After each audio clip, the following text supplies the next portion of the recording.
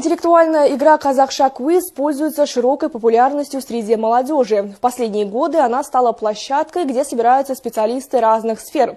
На этот раз в нее сыграла молодежь Аксая.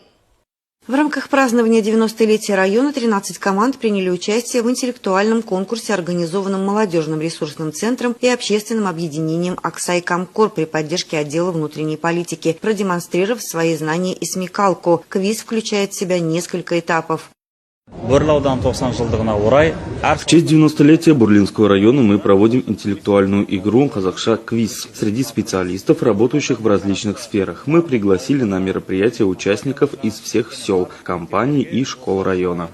Игра, проверяющая знания и умения молодых людей, также является хорошей возможностью создать среду для общения. Участники говорят, что такие мероприятия – хорошая возможность для получения новых знаний.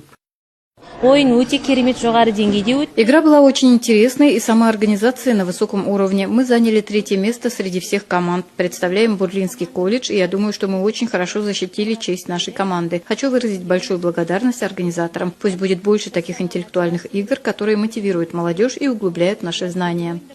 По результатам соревнований молодежная команда села Бумаколь заняла 2-е место. Победителями интеллектуального состязания стали работники культуры.